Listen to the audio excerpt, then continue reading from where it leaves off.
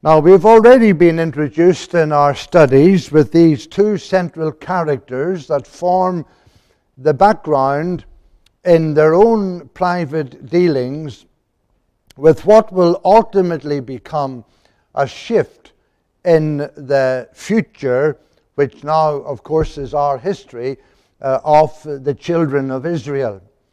We have reached this pivotal point that has been suggested and in fact has been clearly identified and outlined through the previous chapters, where King Solomon, having embraced the idol worship of heathen nations round about, not only through his personal contact, through his marriages, but now also through his subservience to the gods introduced by his wives into the land of Israel. And as we will be observing in our next few studies on this passage, we will note that we now have reached a point where even in the center of the nation, as it were, though geographically it is in the south, it is, however, commercially and administratively the center of the 12 tribes of Israel, this little land of Judah, where Jerusalem, the capital, has been established. Here in this area, closest to the throne, where King Solomon lives and rules and reigns, there has amassed such a culture of heathen worship and practice that has infiltrated and spread right through the entire land, until in every tribe, those in the north and those in the south, there has now been reached this concern as to what the true identity of the worship of Israel really is. Who is the God they worship? It would appear that that has become a confusion in the mind of King Solomon, and also, of course, right throughout the whole nation. Now, when we look at Rehoboam, we see Rehoboam, the king of the throne, the one who is in direct line, and therefore the one who is coming under the covenant mercy of the promise of God to maintain that royal line upon the throne of David. We are going to be noticing in our next few studies how that out of all the kings over Judah who ruled upon the throne of David, there were those who were good, there were those who were not good, and there were those who were really awful in terms of their rebellion against God. The little rhyme comes to mind of the little girl. You remember, when she was good, she was very, very good, and when she was bad, she was naughty. Well, that's how it appears with these kings of Israel. So, even on the throne of Judah, the throne that God has promised to bless, there were kings who did not deserve to be there. But in spite of their disobedience, their reckless attitude toward God, God still maintained his blessing upon the throne of David. He had engaged in covenant promise, and he will not break his word. Now, on the other hand, we have Jeroboam, and Jeroboam has become a popular leader. He has been chosen by the people, mainly the people in the north. And they, when they want direction, don't go to Rehoboam the king. He's down there in the south. And he's not really interested in what happens up in the north. And so they've developed this attitude of isolation. And if they were permitted to, they would have readily chosen Jeroboam to be the king over all of the nation. But they have not been able to do that because Rehoboam, the son of Solomon, has been appointed as the king.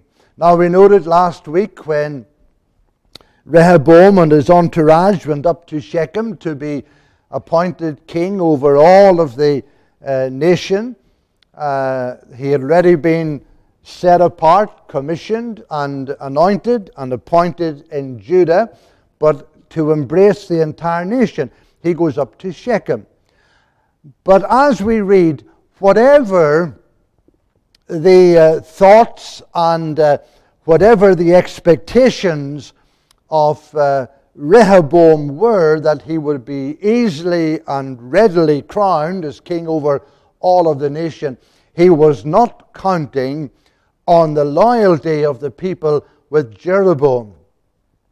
Nor was he counting on the ruthless anticipations of Jeroboam, who you may recall was the servant of King Solomon, who was given the onerous task of keeping the northern tribes under the authority of the king and working as conscripted laborers in all of the building projects of King Solomon.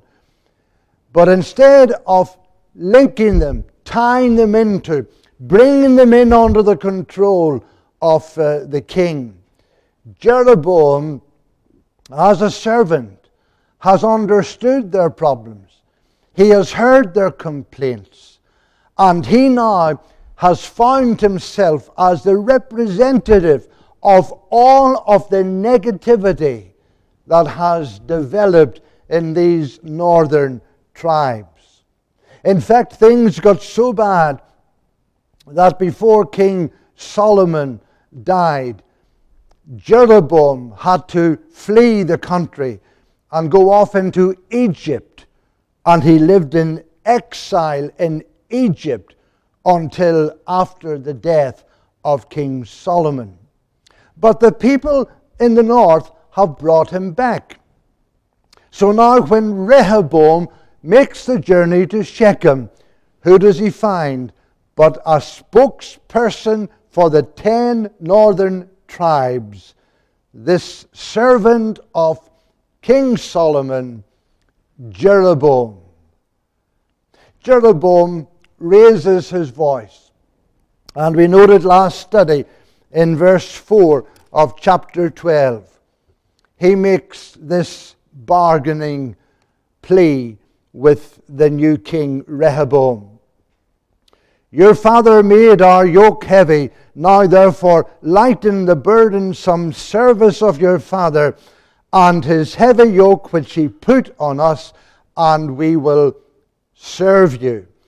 Now, at face value, we may not note that there is a subtle ring, not only of contempt, but also of rebellion. The inference is, if you agree to our terms, then we will serve you. But what if their terms are not agreed with or to? What if the king decides he will take another tack? He will move in another direction. In fact, what if the decision the king makes goes against everything that this petition has asked for? What then? What will Jeroboam and the northern tribes do? As we read through the chapter, we very quickly discover that there are two motives that are conflicting in all of this. We have, for example, Rehoboam, the king, who sits on the throne in Jerusalem over the southern tribe of Judah. And we note that Rehoboam has the interests of his kingdom at heart. Note, not the kingdom, not God's kingdom, but the interests of his kingdom. He is building his reputation, just as his father had.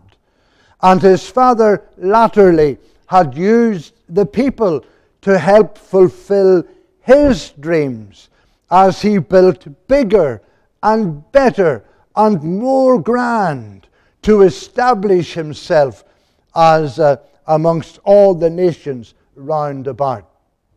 So Rehoboam has his own particular interests on building his kingdom.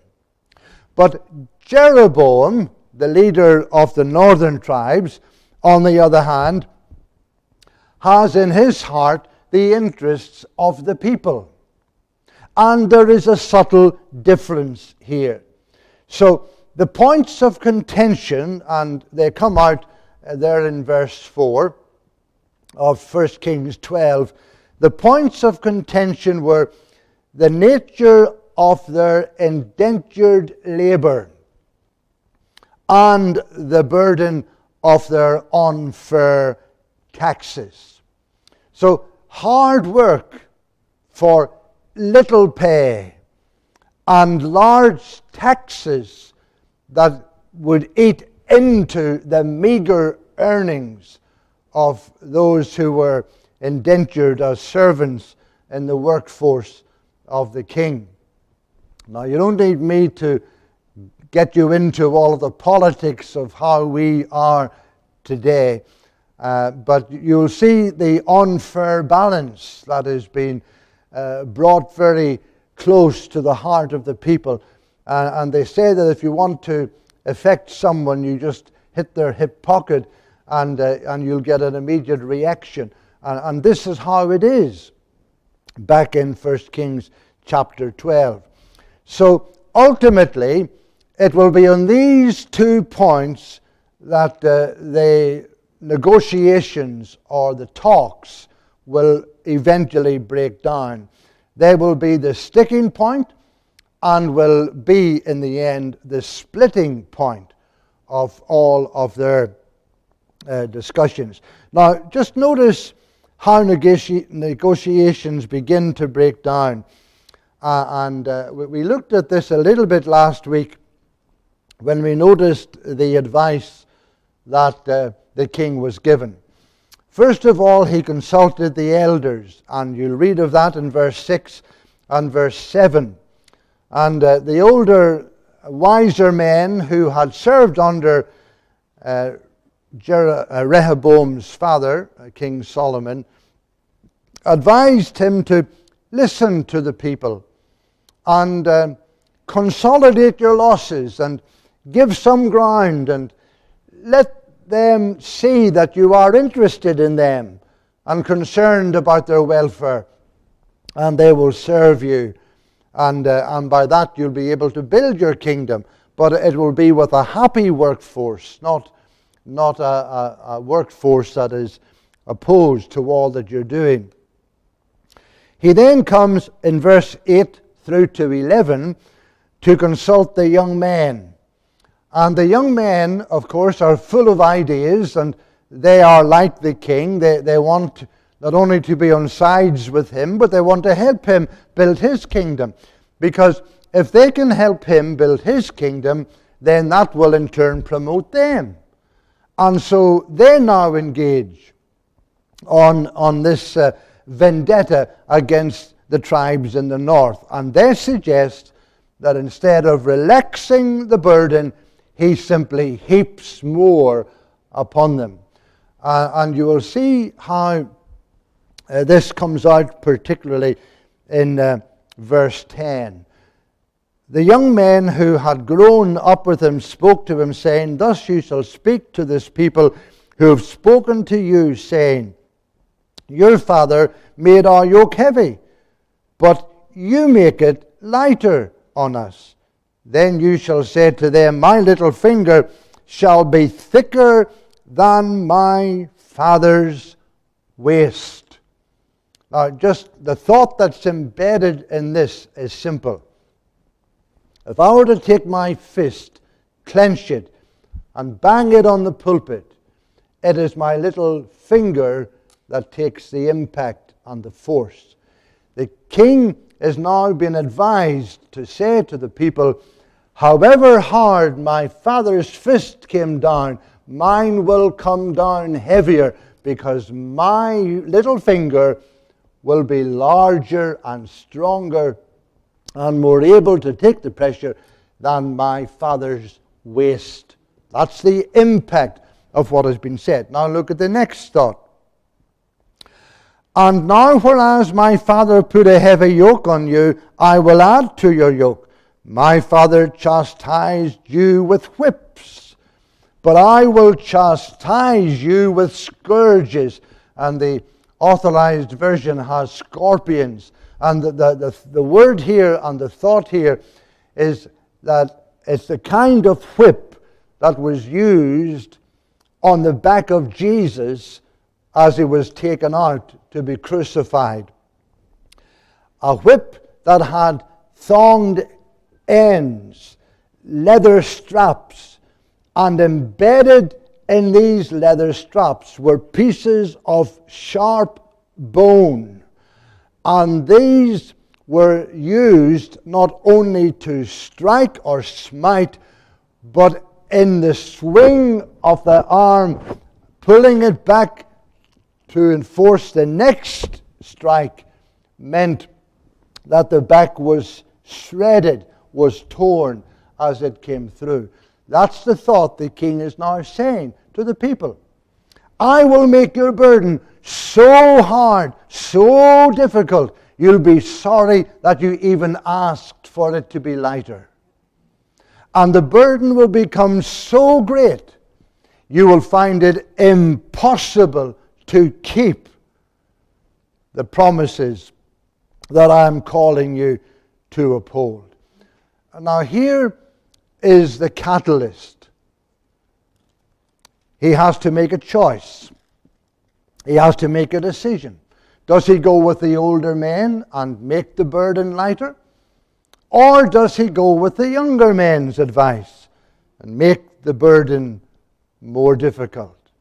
Well, we know in reading through the chapter that he chose the latter. He made a bad decision. And in making the bad decision, he opened up the way for a division in the nation. Now let's just have a little look at how this works. Rehoboam makes this connection with bad advice because he has lost the connection with the things of God. And he is so insensitive about the needs of those up in the north that he is about to cause the northern tribes to break away, to secede from the tribe of Judah in the south. Now let's see how this happens. Jeroboam in the north has a reaction to the new threat posed by Rehoboam. And you'll find it here in chapter 12 and in verse 16. Look at these words carefully. Now when all Israel saw that the king did not listen to them, the people answered the king, saying, what share have we in David? Let me just pause there for a moment. When God gave his covenant promise relating to the throne of David, the kingdom was united. That meant that every tribe, regardless of location or position, within the nation came under the covenant benefits of the promise of God. But now, these in the north are asking, what share have we in David? That is in the promise. That is in the covenant. That is in the promised blessing of God. What share do we have in this promise? Let me just put this little thought in your mind, and you can ponder this throughout the day. Here is the king, Rehoboam, God's representative, the one who was to uphold the law of God and to show wise judgment as the one appointed by God as the king over the people. But he has decided that he will go beyond the credentials of his own appointment, and he will enforce regulations that ultimately are man-made, not God-sanctioned. And because of the restrictions of his man-made rules, the 10 tribes in the north now feel disenfranchised. They feel as though they can no longer be a part of this honoring, worshipping, following of God are concerned. How many people will you talk to out there in the community who at one point attended church? They don't go any longer. They've turned their back on the things of God. Why? Because their attitude has been changed towards the things of God by the attitude and action of those who strongly declare themselves to be representatives of God in the world. Man-made disciplines, unfairly projected through the fellowship of God's people, and it has turned many away. We cannot defend the principles of grace if we are not gracious in our dealings one with another. So here now, the 10 tribes ask, what share do we have in David? We have no inheritance in the son of Jesse. To your tents, O Israel, now see to your own house, O David. If you want to be exclusive, if you want to demand that we serve you, then have your way. But we are going to withdraw. What a sad day when there are those who will leave the church simply because they cannot sense God at work in the lives of the people who attend. Now let me just go a little bit further, keeping in mind that we want this to be the direct route and not spread into another series.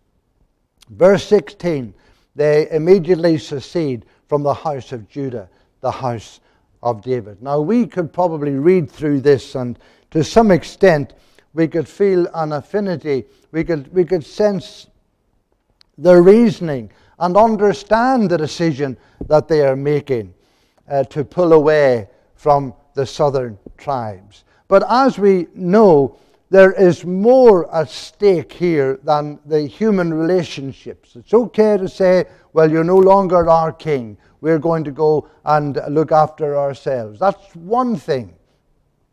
But it's not only the king that they're rejecting, but by rejecting the king, they are now rejecting all that the king represents in terms of the covenant promise of God.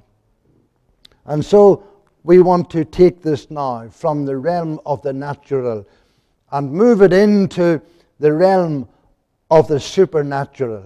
And just see very briefly in the outline of these last few verses what is now developing as a counter-religion, which becomes a counterfeit religion that still holds a concept of being the worship that Israel have enjoyed and enjoined over the years, but which subtly is in direct opposition to the true religion of Israel.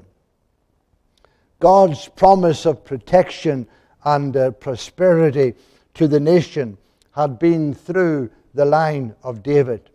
The 10 northern tribes are now about to forfeit all of that by withdrawing from Judah. But like all disobedience and rebellion against God, there is not only the negatives of pulling away, but there are also the positives of attaching oneself to something that appears to be satisfying, at least to the conscience. And you'll often hear the remark of those who have left church, don't go to church anymore. And they say, but I don't have to go to church to worship. I can worship God my own way. And my heart may just be as close to God as yours is, even though I don't go to church like you. So here is what develops. Verses 25 through to 33 of 1 Kings chapter 12. Jeroboam establishes what we will call, for the purpose of our study, a new religion. Now let's see how this begins. Chapter 12, let's go to verse 28. Therefore the king, Rehoboam, has now been made the king of the northern tribes. So we now have two kings in Israel. We have Jeroboam, king of the north, and Rehoboam, king of the south.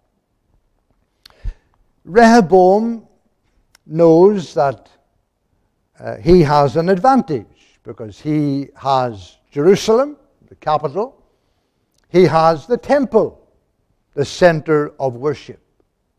So how can Jeroboam up in the north compensate for not having those? He must now begin to develop a religion similar to what they are worshipping down in the south, so that those in the north won't feel or fear that somehow they are no longer capable or able to worship. So here is what happens. Therefore the king asked advice, made 2 calves of gold, and said to the people, it is too much for you to go up to Jerusalem. Here are your gods, O Israel, which brought you up from the land of Egypt. Let me take you for a little forage back in time. Remember Moses up the mountain, seeking God for direction, for guidance, for instruction. God is giving him the 10 commandments. But down here in the valley, they're waiting and they're impatient. Moses has gone. He's been away so long. Maybe he's decided to keep on moving. Or maybe something has happened and he will never return. What do we do here in the meantime? And Aaron, the high priest, consulted the people. And what did the people say? Oh, we don't need to worry about the God that Moses was telling us about. We don't need to accept all these confining, restrictive principles of living according to what Jehovah is saying through Moses. Let's put together all of the trinkets and melt them down, and we'll make a calf. And that's what they did. And then when the calf was made, remember Aaron said, "This is your God." Now here is Jeroboam. And what does Jeroboam do? He comes up with a brilliant idea. Never heard of before. Let's make 2 calves. He is simply doubling the folly of their ancestors back there at the foot of Mount Sinai. You see, there's nothing new in the world. We just invent new ways of doing it. But sin is always sin, and we can never whitewash it. We can never improve on it. It will always be the very thing that drags us down into a lost eternity. And the moment we step away from the promises and the blessing of God, we immediately give ourselves over to sin. Now look what happens. In verse 31, he made shrines. We have 2 calves, but that's not sufficient because not everyone will be able to get to where the calves are. So we place the calves in 2 prominent locations. You'll see in verse 29, he set one up in Bethel, and the other he put in Dan. But throughout the countryside, in every little nook and cranny, you will see a shrine set in prominent places, so that anyone, everyone could reach a shrine and worship there.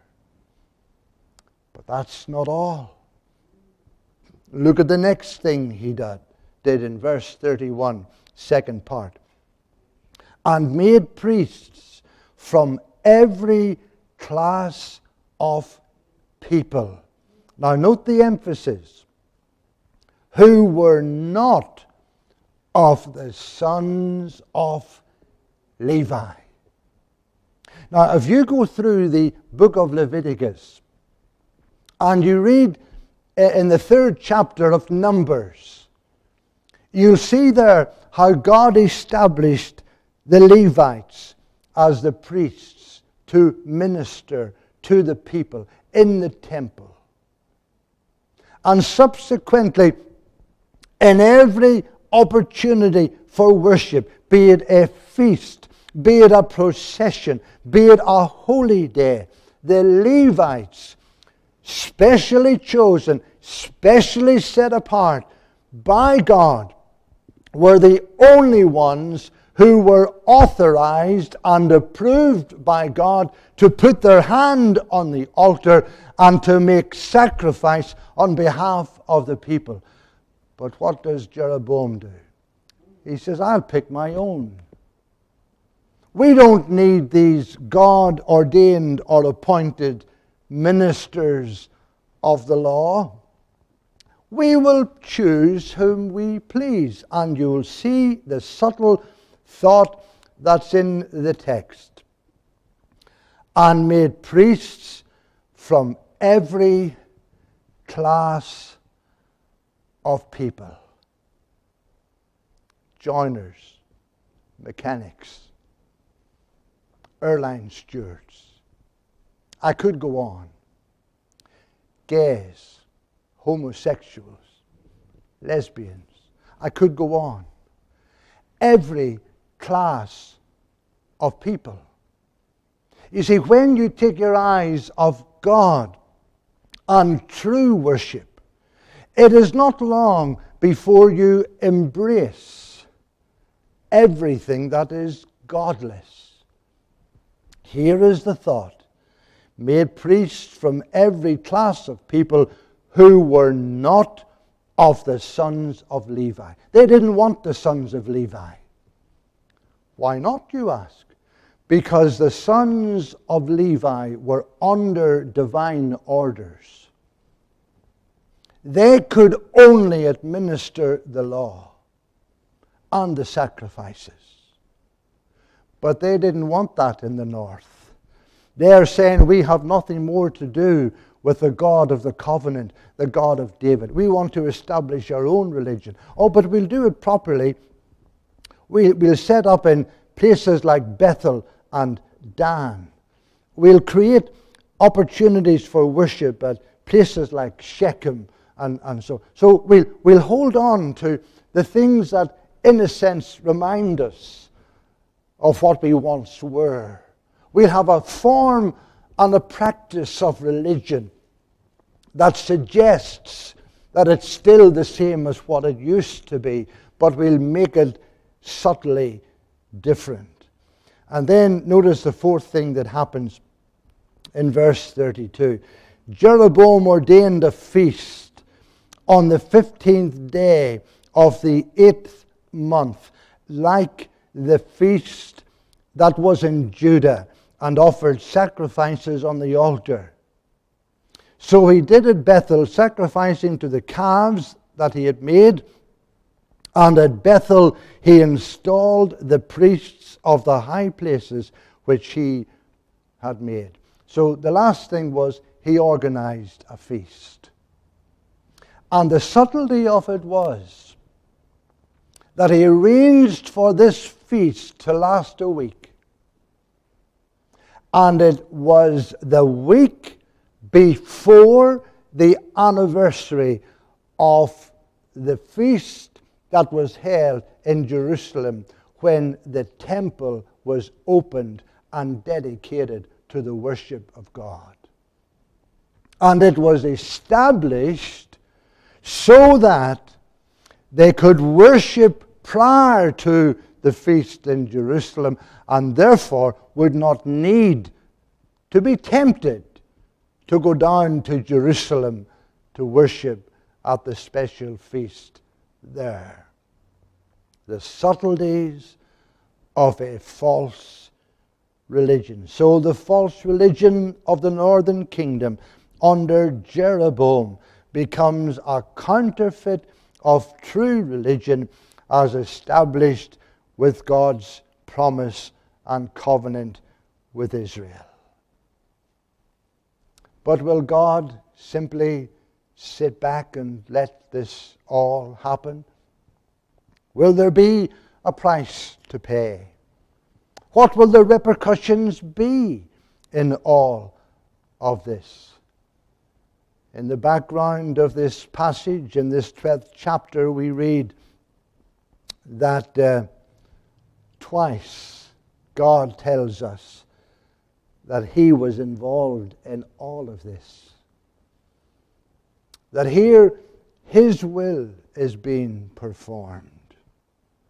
And then we come down to verse 33 and we read, in the month which he had devised in his own heart. So on the one hand, we have God doing his will. On the other hand, we have Jeroboam doing his will. Both are opposed. The question is, at the end of the day, whose will triumph? And if you're in rebellion against God this morning, you need to ask that question to your own heart. You are insisting upon your will, and your will is in direct opposition to God's will. Now, at the end of the day, whose will do you really think will prevail? We need to submit to God's will here and now. Let's pray. Our loving Father, we thank you for reminding us this morning of the subtle nature of our sin, where we are often led to believe that we know what is best, and the pursuit of it will bring us the satisfaction that we long for. But experience has often proved that there is a way that seems right unto man, but the end thereof are the ways of death. Help us to look beyond the surface and see the consequences of a spiritual rebellion against God. Teach us to observe your will for our lives, so that in full and glad submission we will worship the Lord with all our heart, with all our mind, with all our strength, and know that we are walking and we are living in the fullness of the center of your will for our lives. We pray in our Saviour's name. Amen.